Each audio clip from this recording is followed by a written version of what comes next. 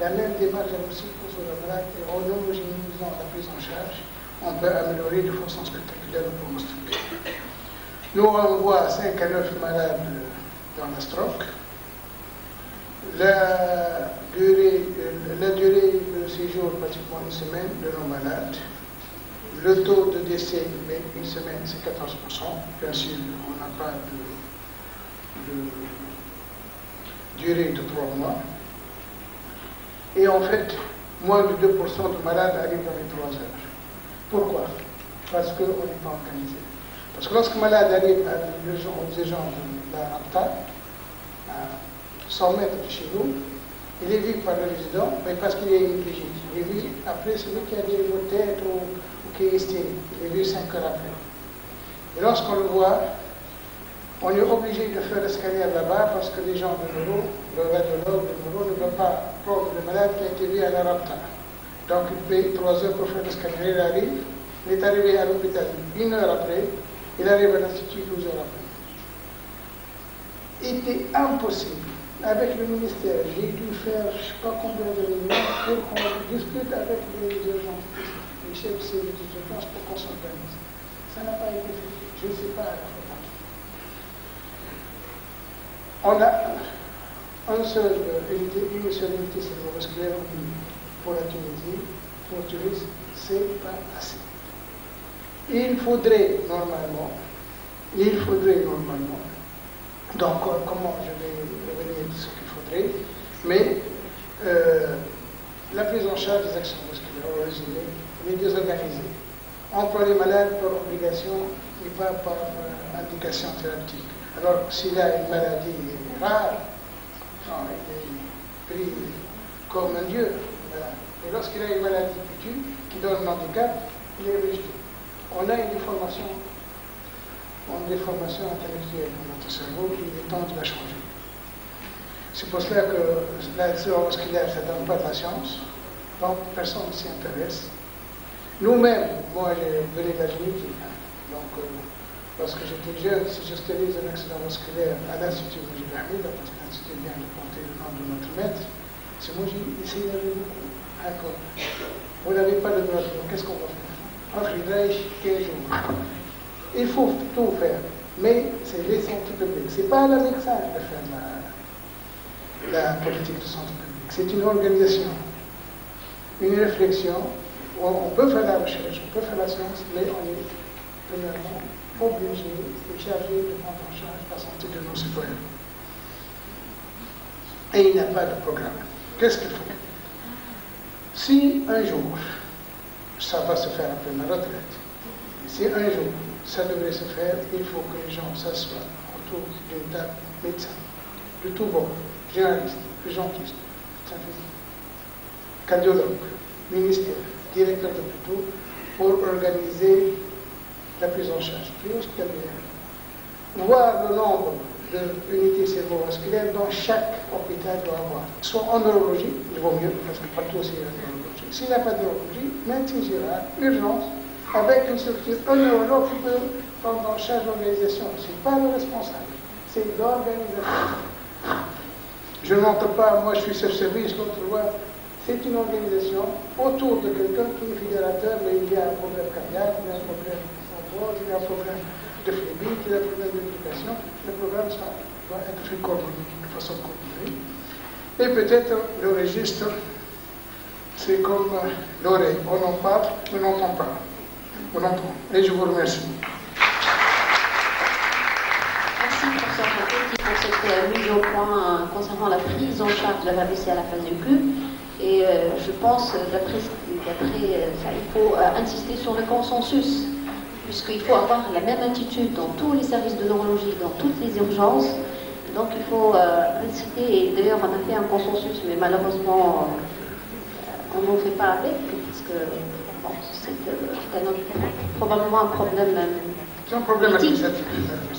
Si le ministère décide de faire unité, parce que je vois dans le privé, c'est que les gens sont temporisés, n'importe où et n'importe comment. Ce qui est très grave, parce que ça rapporte plus d'argent. Et parfois, les malades dans le privé arrivent et sont gardés. Je ne vais pas les envoyer dans une unité cérébrovasculaire, parce que le malade de l'accident vasculaire fait 13 jours dans une clinique et on ne va pas pour faire une tunisie. C'est malheureusement la Tunisie est comme ça. Actuellement, on est comme ça. Donc il faut que la loi soit appliquée. Est-ce qu'il y a un consentement pour la thrombolyse, pour les vieux patients? Nous, on leur dit. Normalement, actuellement, il n'y a pas de consentement international. Même aux États-Unis, si vous ne faites pas la thrombolyse, vous êtes poursuivi en justice. Mais vous ne pouvez pas demander au consentement malade, alors qu'on demande le consentement même pour faire une biopsie musculaire ou une fonction organe. Parce que les données actuelles font que vous êtes obligé de le faire. Si vous ne la faites pas, le malade peut vous poursuivre. Nous, parce que c'est cher, c'est plus en charge par la si on est remboursé, on demande au malade quand même parce qu'il peut sortir, il peut s'y faire une hémorragie, l'autre neurologue dit ah, ils vous ont fait ça, ah, ils vous ont tué, ils connaissent rien ces gens-là, toujours la même chose. Moi je mets une petite réflexion par rapport à ce que vous avez dit. J'étais vraiment impressionné par votre communication et surtout par l'aspect ou la prise en charge, le concept de prise en charge d'un malade, d'un être humain. C'est ça qui m'a vraiment touché dans votre communication. Et je voudrais dire que, et vous avez dit que la mentalité doit changer. Nous, médecins physiques, on souffre vraiment de ça. La mentalité de nos confrères, la mentalité de médecins avant tout. C'est que, oui, vous avez très bien parlé de la prise en charge au début pour diminuer l'handicap. Mais c'est Faisal, vous avez commencé à 99, on a commencé à 90, parler de ces 70% qui sont handicapés et leur prise en charge. Malheureusement, la mentalité des médecins, de nos confrères, entre autres nos confrères neurologues, n'a pas changé. Elle devrait changer en amont et en aval. Et lorsqu'on veut faire un consensus, il est impossible de faire un consensus. Moi, je vous dis que le consensus qui a été fait, si on n'a pas associé d'autres partenaires, il est un consensus qui est mort dès le début, puisque ce n'est pas tout le monde qui va s'attacher, qui va suivre ce consensus. Donc, je pense que c'est l'occasion, et j'appelle nos amis neurologues, cardiologues, généralistes, pour faire un vrai consensus autour de ce malade qui présente un AVC. Mais avant tout, ce malade, je vous remercie une autre fois de cette conférence. En France, il y a des arrêtés. Donc, aux États-Unis, c'est autre chose, mais en France, il y a des arrêtés qui datent de 2005-2006, arrêtés, ou de l'organisation des unités cérébrovasculaires, de la prise en charge et des protocoles. Des arrêtés du ministère de la Santé et des Affaires sociales maintenant, qui sont clairs. J'ai voulu faire avec l'association, notre association Stroke, parce qu'on a une association. J'ai envoyé les textes au ministère de on a fait une réunion avec l'ex-de former, le ministre de la Santé, mais ils ne veulent pas faire bouger les choses parce que c'est compliqué. Parce qu'il y a trop d'intérêts personnifiés ou personnalisés, que je ne sais pas comment c'est trop compliqué. Professeur Hadid, juste pour le clopidogrel, pour les anticoagulants, beaucoup plus de précision parce qu'on voit pas mal d'ordonnances avec le Plavix de première intention pour les AVC et surtout des anticoagulants avec n'importe quelle dose et n'importe quelle durée pour n'importe quelle indication dans des ordonnances.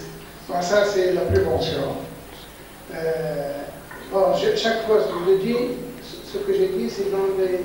Moi, je travaille un peu dans la génétique, il y a des petites choses dans la génétique, mais dans les extravasculaires, je suis ce que les autres ont fait. Et toutes les recommandations disent que le meilleur traitement, c'est l'aspirine. Éventuellement associé à la persentine, au cardin que vous connaissez, parce qu'elle est un peu davantage.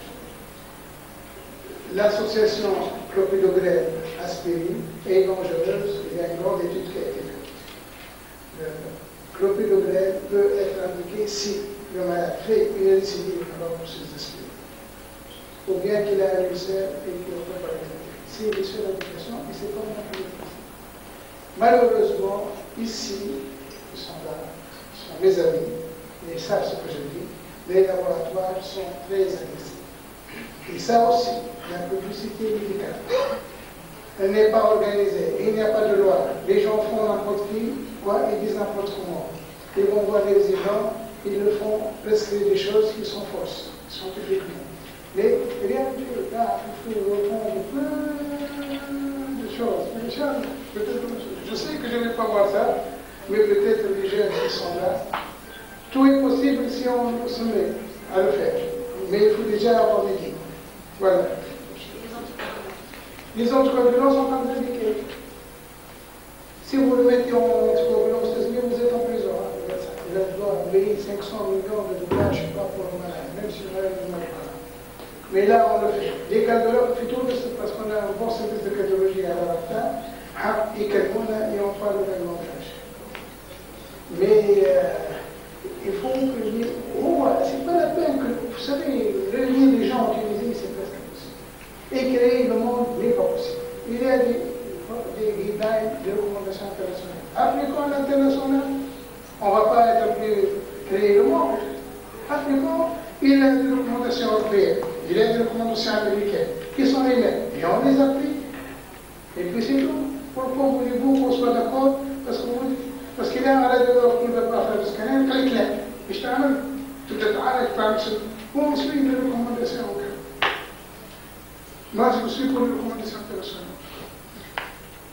Je vais en arabe, excusez-moi, monsieur.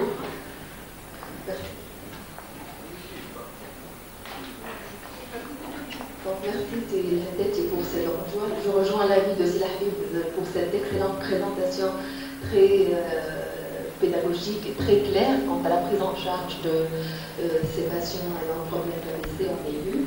Donc, tous ces moyens thérapeutiques, si on les applique, on a l'impression qu'on est opératif. C'est comme tu dis, ce n'est pas de notre situation parce qu'on fait avec nos moyens, avec les moyens dont on dispose. Donc, ma question, donc, sur le plan pratique, vous avez dit beaucoup de, on ne fait pas, et beaucoup de déficiences, beaucoup de difficultés. Donc, qu'est-ce que vous faites, qu'est-ce que vous apportez sur le plan pratique pour votre patient? Nous, on fait sur le musculaire, on prend tous les malades qui ont un accident musculaire de la main. On fait très peu de thrombolyse, ça dépend, lorsqu'on met un assistant responsable du mouvement, il fait une thrombolyse passionnelle pendant 2-3 mois, puis il se fatigue. Moi, je ne sais pas ça que je fais, parce qu'il se fatigue, c'est normal. Et il n'y a pas. Et puis, on fait, et on prend beaucoup. Avant, les accidents musculaires représentent 5%, maintenant ça représente 40% de l'activité. On prend beaucoup d'accidents musculaires. Ils le rendent parce que les malades sont contents, ils voient que ça dehors. Et il y a le grand problème des malades hospitalisés dans les cliniques qui veulent les renvoyer après quelques jours parce que le malade est dans un état grave. Et puis, il n'y a pas assez de vie. On est submergé. On fait, on travaille, on essaie d'organiser, on fait des protocoles exacts, ils sont affichés partout. On traite par prévention, on donne la 8 affiliés, 3 affiliés le matin, puis s'occuper de la recherche. Et après, une semaine, bye bye mon cher ami, il n'y a pas de suivi pour l'éducation. On parle de l'éducation dans ce pays. Est-ce que vous voulez qu'on est des médecins, on n'est pas autre chose. Il ne faut pas. De toute façon, le pronostic, je pense, docteur Youtine, même si le malade n'a pas eu de thrombolyse, le pronostic, si le malade est hospitalisé dans une unité neurovasculaire, c'est beaucoup mieux. C'est ce qu'on fait. Non, ils nous rendent les malades, ils nous rendent bien parce que la famille sont contents, ils nous saluent, ils sont contents. On a une bonne, disons, réputation à Tunis parce qu'il y a parce que même les responsables, les gens importants sont tunisiens à l'hôpital, maintenant pas dans le clinique, parce qu'il y a une bonne réputation que les malades sont trouvés ailleurs. Mais on peut faire mieux. On peut faire mieux. Et l'unité neurovasculaire à la Salpêtrière, puis M. Roquerel, puis actuellement M. Sanson. Et c'est pour dire l'importance au quotidien des unités neurovasculaires qui sont installées. Même si, même à Paris, hein, la moitié simplement, je crois, des patients sont pris dans les unités neurovasculaires et qu'il y a encore beaucoup de choses à faire.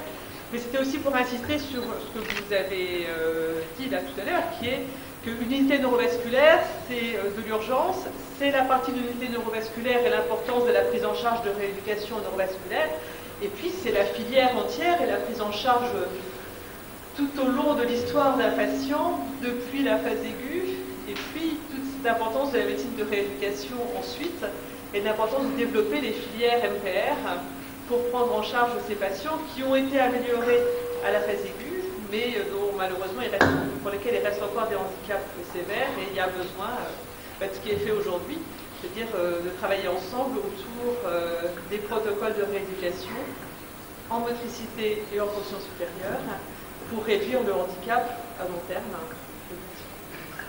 Merci. Oui, c'est un plaisir de vous entendre, c'est NTT. Mais c'est vrai que même nous, à Tunis, on est content d'avoir l'unité vasculaire, mais malheureusement, au quotidien, et je profite de cette occasion, puisque vous l'avez dit, on n'a pas trop l'occasion de se voir en staff interdisciplinaire, même si on n'est pas si loin géographiquement. Notre problème au quotidien, on reçoit beaucoup de lettres de résidents de neurologie qui nous adressent des patients pour une prise en charge de séquelles d'accidents vasculaires. Or, des fois, on perd du temps entre justement ces lettres. Enfin, on dirait qu'il y a toute une liste de lettres qui sont données, consultation cardio, d'ailleurs on les voit, écho-cœur, holter rythmique tensionnelle à la sortie des malades, et entre autres la fameuse lettre pour la rééducation kinésithérapie et orthophonie. Donc peut-être qu'on devrait quand même améliorer notre prise en charge, et je ne sais pas, malheureusement, c'est vrai que je ne pense pas que vous serez parmi nous demain à la table ronde à laquelle on voulait essayer d'améliorer le parcours de soins d'un vasculaire, justement, en Tunisie. Parce que c'est vrai qu'on ne pourra pas, à mon avis, appliquer les normes américaines et non plus européennes ni même françaises. Donc on doit quand même essayer d'adapter à notre environnement. Et je pense que s'il y avait peut-être au moins quelque chose à faire, ça serait peut-être au moins de guider un petit peu ces médecins de première ligne ou les résidents qui les voient, pour ne pas forcément faire ces lettres qui vont encore faire tarder la prise en charge rééducative de ces patients, et peut-être déjà lancer une prise en charge à domicile, au moins pour pas mal de patients qui sont bénéficiaires de la CNAM et qui mériteraient vraiment de commencer ces soins, parce que des fois ils passent un mois et on les voit avec des complications, avec des rétractions, des phénomènes douloureux, des algodystrophies et souvent des troubles encore pires. Donc je pense que là on a aussi, entre la neurologie et la société de médecine physique, beaucoup de choses à faire. Et en parenthèse, l'association Stroke qui a été créée, à mon avis, je pense qu'il n'y a pas de médecin rééducateur parmi vous, il a été rajouté par la suite, il me semble. Hein. Voilà, juste des choses à voir. On fait des choses dans des conditions sombres. Là, pour la prise en charge, je rejoins à 100%. Un malade qui est hospitalisé, un malade qui devient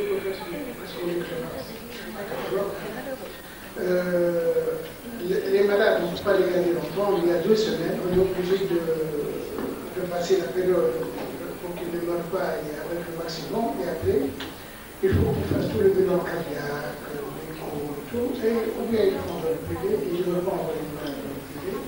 Ou bien, dans les hôpitaux, tous les appareils sont en panne. Le seul appareil qui fonctionne, c'est le privé. C'est la politique. Et je ne veux pas parler. Il y a une nette amélioration, à mon avis, avec le remboursement de la CNAM, lorsque les malades sont pris en charge, soit dans le centre de l'éducation, soit dans les petits centres de l'éducation particuliers. Ils vendent énormément de services. Malheureusement, presque 5 séances, ils leur donnent 2 ou 3 marchandages. Il faut qu'on discute avec la CNAM, avec plus d'objectivité, et que, aussi, moi, à mon avis, un feedback et examiner ces centres qui parfois font de très bon travail pour qu'ils soient remboursés selon l'effort qu'ils font et avec la qualité qu'ils font. Il faut qu'il y ait un cahier de charge pour chaque centre. C'est le seul moyen pour pouvoir travailler. Ils font beaucoup de choses. Elle a fait beaucoup pour ça, mais il faut qu'il y ait un cahier de charge, le nombre de kinés, le nombre de malades en charge, la durée, pour que tout le monde, parfois les gens sont très contents, parfois ils ne sont pas contents. Et ils reviennent, ils se plaignent, les gens de la CNAM pensent que c'est des généralistes, ou on n'est pas organisé. Je crois que le problème de la prise en charge des accidents vasculaires, c'est un problème d'organisation. Et une application rigoureuse des textes ou bien des choses simples. Bien sûr, on ne peut pas faire des consensus internationaux, mais on peut s'y inspirer. Mais il faut que les gens acceptent de travailler ensemble. Merci.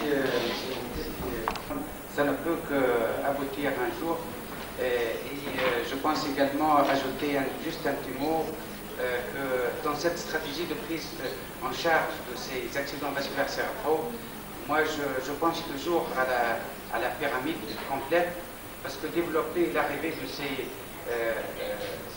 accidents vasculaires cérébraux dans des unités d'urgence sans leur préparer une sortie, par exemple maintenant quand on voit à l'échelle de Tunis combien il y a de lits de neurologie, de lits de traumatologie, alors que les lits de rééducation sont 50 au bout du doigt, je crois que c'est un domaine quand même qu'il faut ne pas négliger au niveau de l'établissement de ces stratégies. Voilà, on va enchaîner maintenant avec le professeur Graciès qui va nous parler un peu de l'au-delà de ce côté d'urgence pour évoquer la plasticité cérébrale et rééducation motrice. Quel rôle dans la récupération après accident vasculaire cérébral? À vous la parole. Merci beaucoup. Tunisie en moins de 2 ans, je suis très content à chaque fois. Je suis très impressionné par ce congrès et la qualité des présentations et je trouve ça une grande qualité de laisser les gens parler et de prendre du retard. Je trouve ça excellent. Donc je vais continuer dans la tradition peut-être, je sais pas, mais je trouve ça très bien par rapport à tout ce qui se fait ailleurs. Ceci dit, si vous voulez une pause café et qu'on parle après, moi je veux bien aussi. On y va bien. Donc, on m'a demandé de faire cette première présentation sur la plasticité, encore un vaste sujet, comme les 3 précédents de ce matin.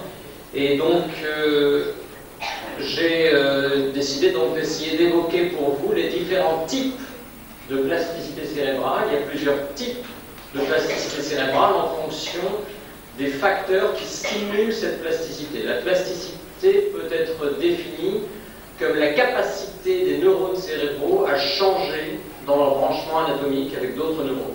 Cette capacité de modification. Le premier facteur qui stimule cette capacité de modification, c'est la lésion elle-même. Et donc on peut parler de plasticité post-lésionnelle.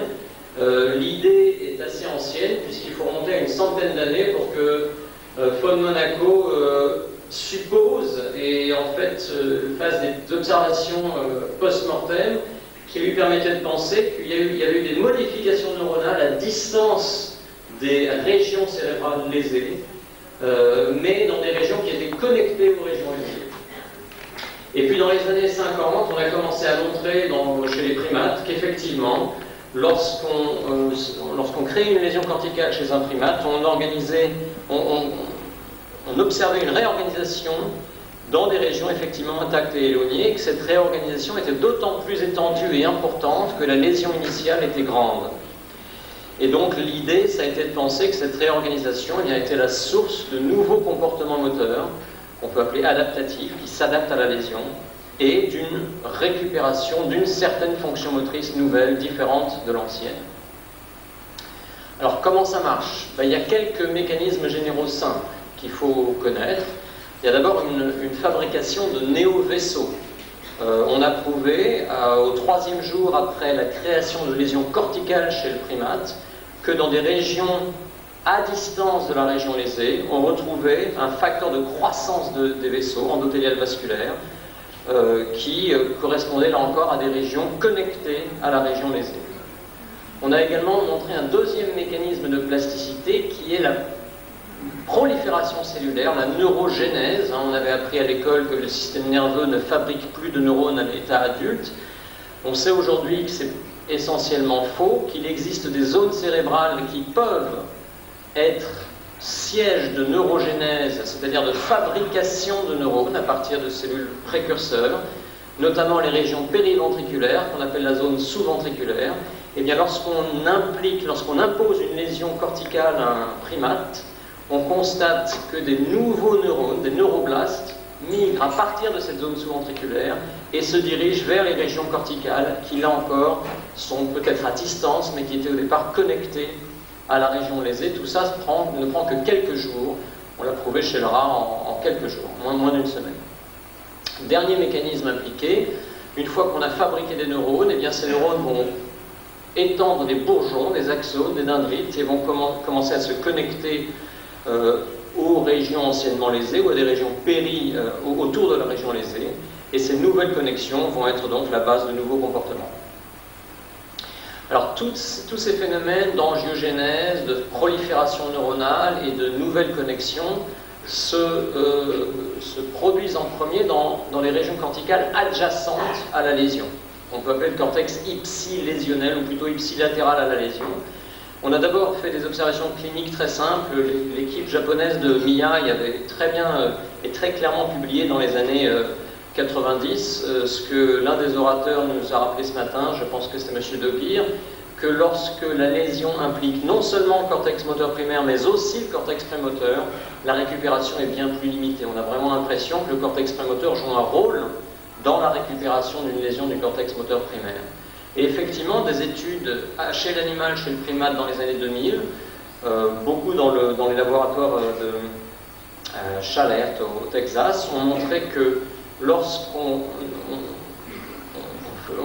imposait une lésion de plus de 50% du cortex moteur, eh bien la représentation de la patte antérieure qui devenait parétique augmentait dans le cortex prémoteur adjacent, et que cette augmentation de la représentation était parallèle, une fois de plus, à la taille de la lésion.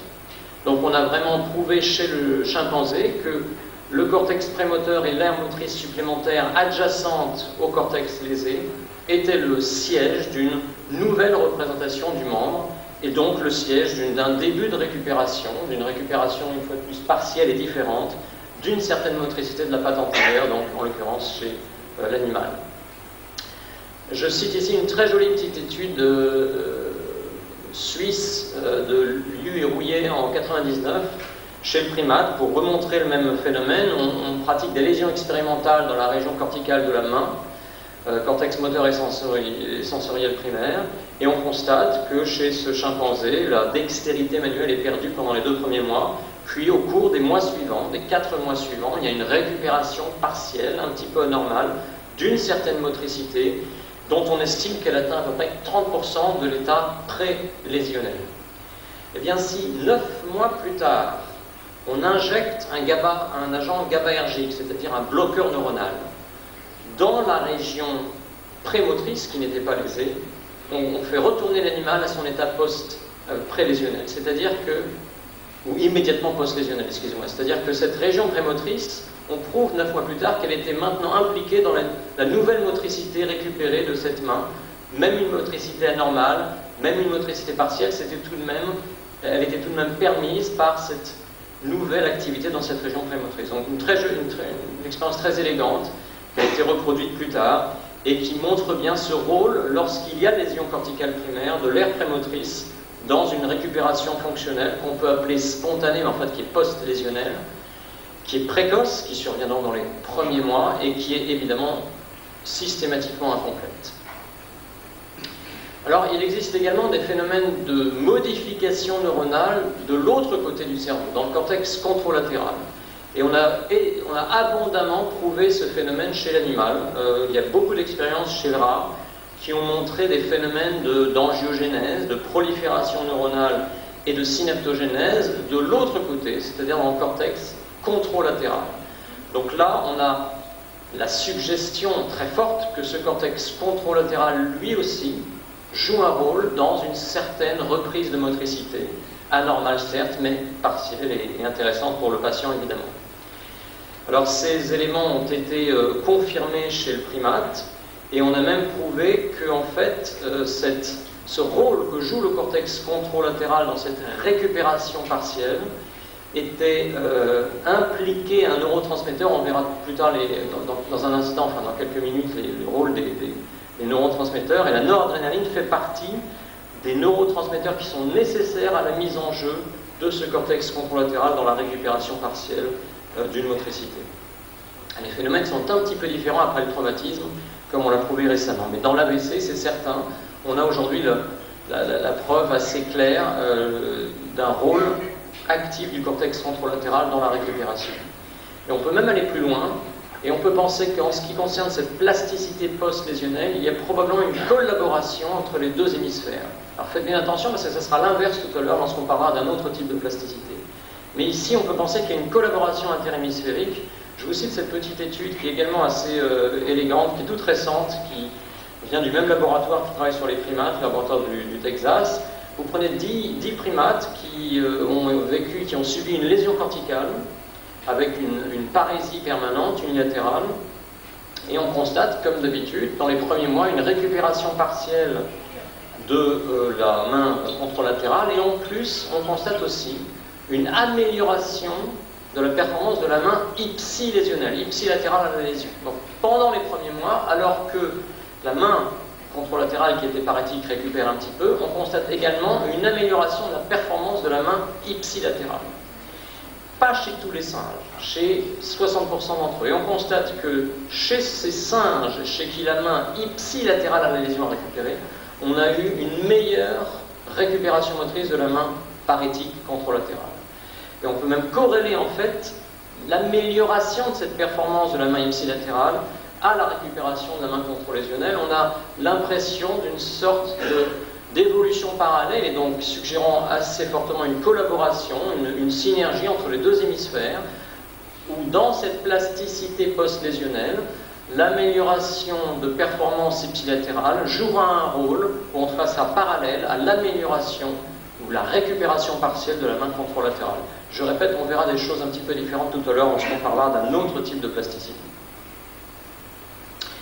Et chez les patients, eh bien, un certain nombre d'études, notamment des études en imagerie fonctionnelle, ont effectivement confirmé cet état de fait, c'est-à-dire l'existence de cette augmentation contralatérale de l'excitabilité corticale, l'existence d'une augmentation du débit sanguin cérébral régional dans l'autre hémisphère, et le rôle probable de ce cortex contralatéral dans la récupération. Alors cette plasticité qui est directement stimulée par la lésion, elle affecte aussi le cervelet. On connaît depuis von Monaco l'existence du terme et du concept de diaskisis. Le diaskisis, c'est une dépression de l'activité neuronale qui est causée par une perte de connexion à une région lésée. Donc vous lésez un cortex moteur, le cervelet, de l'autre côté, va perdre son activité, ça s'appelle le diaskisis cérébelleux croisé. On connaît bien ça depuis plusieurs décennies en neurologie, et on sait que dans un certain nombre d'accidents vasculaires, corticaux, unilatéraux, on observe une réduction du débit sanguin cérébral local au niveau du cervelet contralatéral, et ma foi c'est dans un grand nombre de cas, et en général lorsqu'on constate cette hypoactivité cérébelleuse contralatérale, on a là un facteur de moins bon pronostic pour le patient. Donc si on la constate, c'est pas très très bon, et clairement on a là l'impression directe en imagerie fonctionnelle que le cervelet sera le siège d'une modification après l'accident vasculaire cérébral. On a aussi bien connu chez l'animal un rôle des faisceaux du tronc cérébral. Vous savez que dans la récupération partielle post-lésionnelle précoce à la suite d'un accident vasculaire, les faisceaux descendants du tronc cérébral, on en a vu la liste tout à l'heure avec M. Dauguir, les faisceaux tecto, réticulo, rubro, vestibulo-spinaux, vont avoir un rôle augmenté pour compenser un peu, pour réparer autant que faire se peut l'absence des connexions maintenant manquantes cortico-spinales. On les remplace par un enrichissement des connexions tecto, vestibulo, rubro, réticulo-spinales. Tout ça est très bien prouvé aujourd'hui, très abondamment prouvé, notamment par l'équipe de Schwab en Suisse, qui travaille chez le rongeur et chez le chat et qui a largement établi ce phénomène de la vicariance, du remplacement du cortex par les faisceaux du tronc cérébral. Chez les patients, on a également des preuves de ces phénomènes, notamment par l'équipe de Devald à Chicago, qui travaille depuis 10 ans uniquement là-dessus, on peut dire, et qui a bien prouvé l'implication, par exemple, des faisceaux vestibulo-spinaux dans certaines formes de motricité synergique, syncinétique d'un bras parétique, alors que ces faisceaux ont été prouvés ne pas être impliqués de façon significative avant la lésion. Enfin, la plasticité post-lésionnelle s'applique à la moelle épinière elle-même. On sait, et notamment à partir d'études animales, qu'il existe au sein de chaque segment médulaire un bourgeonnement adaptatif, des nouvelles formations synaptiques sur les espaces membranaires laissés vides. Le fait de ligoter l'autre qui crée la plasticité, c'est bien l'entraînement qu'on impose, qu'on essaye de proposer à la main parétique. J'espère que je me suis fait comprendre. lorsque la mode de la thérapie induite par la contrainte est arrivée chez le patient humain, après 10 ans de recherche chez le primate, il y a beaucoup de collègues qui n'ont pas compris que chez le primate, on est obligé de ligoter la main non parétique pour forcer le singe à s'entraîner. Mais chez l'être humain, il suffit de lui demander. Il n'y a pas besoin de ligoter l'autre main. Et on prouve bien par ces études qui sont faites comme par hasard par d'autres équipes que celle de Taube, que si on regarde exactement ce que fait d'un côté le ligotage de la main non parétique et de l'autre l'entraînement de la main parétique, c'est bien l'entraînement de la main parétique qui provoque la plasticité et la récupération. Ce n'est pas le fait de ligoter l'autre. Alors, qu'est-ce qu'on sait sur l'homme chez le patient? On a fait un certain nombre d'études d'imagerie fonctionnelle, là encore dans les 10, 15 dernières années, ou 20 dernières années, à partir du début des années 90, et on a prouvé que les changements cortico-synaptiques en lien avec le comportement, en lien avec l'entraînement, en lien avec l'apprentissage, requéraient certaines conditions. Les conditions requises pour qu'il y ait plasticité comportementale, c'est que les mouvements appris, les mouvements entraînés soient relativement proches des mouvements humains normaux, et en général ciblés sur des tâches fonctionnelles habituelles. Mais surtout, que ces mouvements impliquent l'activation musculaire descendante. J'insiste, l'activation musculaire descendante. Ça veut dire quoi? Ça veut dire qu'on a comparé la plasticité après imagination du mouvement, à la plasticité après stimulation musculaire périphérique, à la plasticité post-activation volontaire musculaire. On a bien prouvé que c'est l'activation volontaire du muscle qui est le meilleur garant d'une plasticité liée au comportement. Plus que l'imagination, plus que la stimulation périphérique. L'imagination sans contraction musculaire, la stimulation-contraction sans imaginer, l'ensemble est le mieux, c'est-à-dire l'activation volontaire effective. Une autre condition requise pour cette plasticité liée au comportement, c'est l'attention, que le patient fasse attention à ce qu'il fait. Ça a l'air simple comme ça, ça ne l'est pas. Le patient doit être obligé de porter une attention aux gestes qu'il pratique, donc éviter le répétitif, le machinal, l'automatisé. On a enfin, et ça a été très largement prouvé dans toutes les études fonctionnelles d'imagerie chez l'homme aujourd'hui, prouvé que le grand nombre de répétitions a un impact direct sur la capacité du cerveau à changer ses connexions en post-entraînement. Et puis l'intensité. Alors l'intensité, c'est intéressant. L'intensité, qu'est-ce que c'est d'abord? Et finalement, il y a moins eu d'études sur l'imagerie à propos d'intensité qu'il n'y a eu d'études cliniques. Et je vais donc vous parler dans les 2-3 diapos qui viennent d'études cliniques sur l'intensité du travail. Mais sur ces études d'imagerie, on a l'impression que activation, attention et répétition sont critiques pour avoir une plasticité liée au comportement. Et probablement la difficulté d'attache, on va voir maintenant. Alors l'intensité, parlons-en. Qu'est-ce que c'est que l'intensité? D'abord, on peut définir l'intensité du travail physique comme une durée.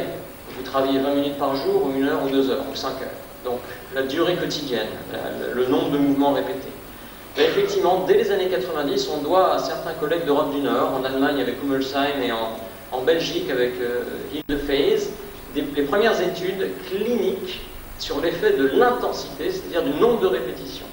Et par exemple, les études de Faes sont très claires. Elle a comparé des groupes de patients chez qui on proposait une kinésithérapie dite conventionnelle. Donc 2 groupes, un groupe avec kiné conventionnelle, un groupe avec la même kiné dite conventionnelle, auquel on ajoutait un travail particulier du membre supérieur avec des efforts répétitifs. Et puis elle a prouvé dans un papier en 98 que ce travail particulier avec efforts répétitifs qui prenait 1 demi-heure de plus par jour a amélioré la fonction du bras encore 1 an après la fin des 6 semaines de travail. Il s'agissait de 6 semaines de rééducation comparées dans les 2 groupes. Et en 2004, elle a publié la suite de sa cohorte. Elle avait encore 62 patients sur 100 qui étaient présents et qui s'étaient prêtés à l'évaluation. Et 5 ans plus tard, on avait encore une meilleure performance de la main chez ces patients qui, dans les premières semaines après l'AVC, avaient été soumis à un entraînement d'1 demi-heure par jour en plus avec des efforts répétés que chez les autres. Donc tout simplement, le concept extrêmement simple d'une importance du travail physique avec des répétitions qui a des effets chroniques sur la récupération, sur l'amélioration de la récupération du patient. Alors, une étude anglaise dans les mêmes années, dans les années 90, prouvait aussi que lorsqu'on augmentait en gros la durée de la kinésithérapie quotidienne, on avait au 6e mois, donc bien après la sortie du patient des services hospitaliers, des améliorations meilleures en termes de force musculaire, en termes d'amplitude de déplacement, de vitesse au bras, après thérapie entre guillemets améliorée, c'est-à-dire allongée, on va dire. Alors tout ça, toutes ces études des années 90 ont poussé un collègue très important dans ce domaine, qui est Kwakkel en Hollande, à faire ce qu'on appelle des méta-analyses, c'est-à-dire qu'il a repris un grand nombre d'études de la littérature et il a comparé dans ces différentes études les patients qui avaient été rééduqués entre guillemets beaucoup, c'est-à-dire un certain nombre de minutes par jour, et ceux qui avaient été rééduqués un peu moins. En fait, il y a eu Kwakkel, il y a d'abord eu Langhorne, et on a montré qu'avec une première méta-analyse en 1996, que lorsque la rééducation quotidienne est plus longue, on avait une amélioration des activités de la vie quotidienne, une réduction de la mortalité, je vais le répéter, une rééducation plus longue quotidienne diminuait la mortalité du patient. Et on avait également, très important, une diminution du degré de dépréciation psychologique du patient après son accident. Donc des vertus de la quantité de rééducation qui ne sont pas souvent rapportées dans les études, qui sont vraiment intéressantes. Je parle de la mortalité et de la psychologie du patient. Donc le voilà, Kwakkel arrive, il fait une première méta-analyse qu'il publie en 1997 sur plus de 1000 patients. Il confirme effectivement qu'une augmentation de la durée quotidienne de travail améliore certes les activités de la vie quotidienne, augmente la force musculaire et la dextérité. Il continue et il fait une étude prospective qu'il publie dans le Lancet et qui montre, donc là il ne s'agit plus de méta-analyse, et il repart sur une étude prospective où il compare différentes durées de rééducation quotidienne, à la fois au bras et à la jambe, et il a prouvé que là encore, que la dextérité et les activités de la vie quotidienne s'amélioraient lorsque la rééducation quotidienne était plus prolongée. Et puis le dernier, ça a été le coup de maître. En 2004, il fait une analyse sur 40 études de la littérature, plus de 2600 patients colligés. Et il prouve que là encore, il va un peu plus loin dans cette analyse. Il montre que si on ajoute dans les 6 premiers mois après l'AVC 16 heures, 32 demi-heures, 16 heures de rééducation sur les 6 premiers mois, on commence à avoir des résultats pertinents sur la fonction du patient. C'est pas si énorme que ça, 16 heures de plus. Alors ça a été confirmé par une étude française récemment dans le groupe d'aérothérapie en France, et une étude coordonnée par Éric Prouvé a montré la même chose, c'est-à-dire que 15 à 20 heures de plus de rééducation au cours d'un premier trimestre augmente la fonction de la main de façon significative. Donc l'intensité en termes de quantité de rééducation, on a aujourd'hui la notion très claire que c'est utile au patient pour sa fonction, probablement pour sa mortalité et sa psychologie. Il y a un deuxième type d'intensité, il y a une autre. Quand on dit intensité, on veut aussi dire mais difficulté. Et là aussi, on a des évidences. Quand on regarde, là c'est beaucoup plus récent, on est vraiment dans les toutes dernières années, quand on regarde des études qui comparent un entraînement à haute intensité musculaire à des programmes à basse ou intensité modérée, ou un entraînement à la marche en vitesse maximale, on force les patients à aller le plus vite possible tout le temps, versus des entraînements à vitesse confortable, on a une meilleure efficacité des entraînements à haute intensité, que ce soit aux membres supérieurs ou concernant la marche. On pense, pour ceux d'entre vous et d'entre nous qui sont un petit peu intéressés au sport, on pense à toute cette littérature sportive qui nous prouve depuis déjà 3 ou 4 décennies qu'un entraînement cherchant l'intensité est souvent meilleur sur le plan du progrès neurologique du patient. Et on continue, une jolie étude, là encore anglaise, la même équipe que tout à l'heure du Sunderland,